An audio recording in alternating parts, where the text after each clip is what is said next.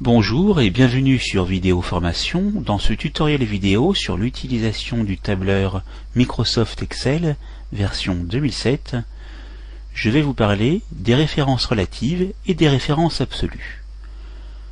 Parlons tout d'abord des références relatives. On parle de références relatives lorsqu'on utilise des données de référence qui seront contiguës aux cellules qui vont recevoir le résultat. Car nous utiliserons la copie incrémentée vers le bas entre les données de référence et un opérateur et un nombre pour obtenir les résultats à l'aide d'une poignée de recopies. Voyons dans mon exemple de quoi il en retourne.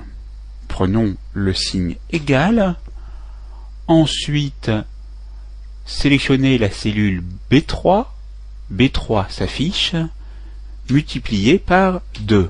Ensuite, valider avec entrée, et nous allons, comme je vous ai indiqué auparavant, effectuer une copie incrémentée vers le bas par le biais de la poignée de recopie.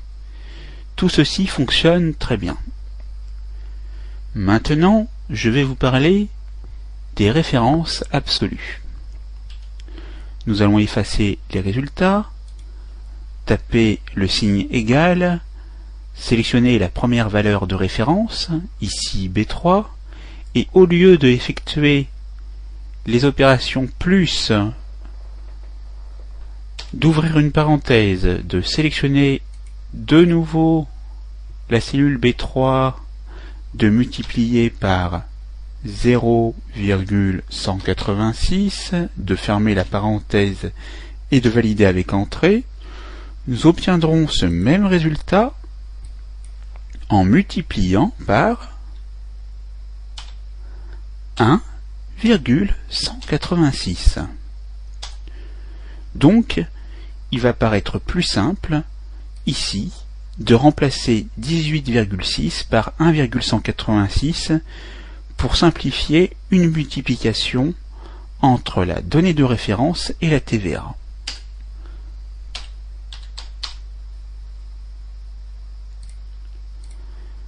Voyons ce qui se passe lorsque j'effectue une copie vers le bas. Tout fonctionne, effectivement, puisque ici, dans ma formule, 1,186 est non pas un nom de cellule, mais un nombre. Donc le résultat sera toujours exact. Pour vous montrer comment fonctionnent les références absolues, nous allons non pas taper à chaque fois 1,186, mais bel et bien le nom de la cellule qui contient la valeur 1,186. C'est-à-dire, dans notre exemple, D2.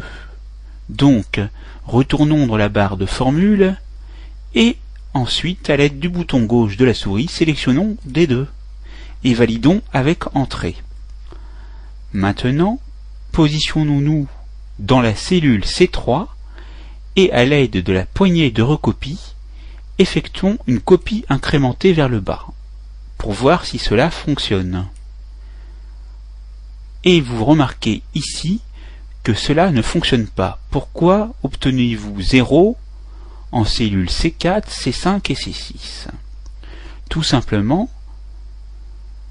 parce que, par défaut, Excel effectue une copie incrémentée par rapport aux cellules contiguës, comme nous l'avons vu auparavant.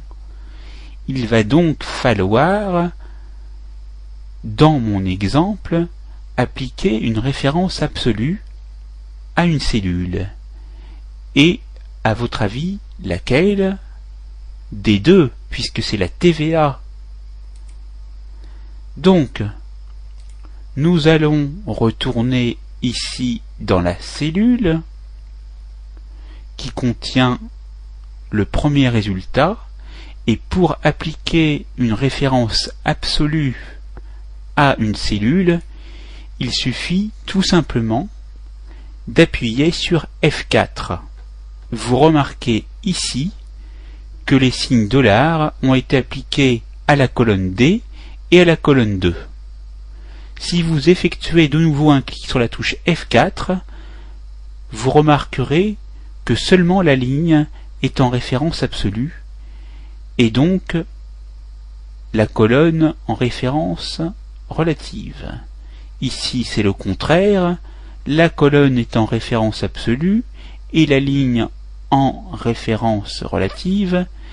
Ici, non seulement la ligne mais aussi la colonne sont en référence relative. Et là, nous sommes en référence absolue totale. Une fois que nous nous sommes assurés qu'aussi bien la colonne et la ligne sont en référence absolue, donc bloquées, validons avec Entrée et effectuons de nouveau le calcul par le biais de la copie incrémentée. Et là, cette fois-ci, les opérations fonctionnent très bien. Donc, nous avons pu voir les références relatives qui sont valides lorsque les données sont contiguës. Ici, la référence n'est pas contiguë à l'autre valeur. Il y a au moins 2 colonnes qui les séparent, 2 cellules qui les séparent, donc forcément la valeur de multiplication qui suit est trop loin. Il faut donc la calibrer de manière à ce qu'elle soit une référence absolue. La formation est terminée, c'est à vous.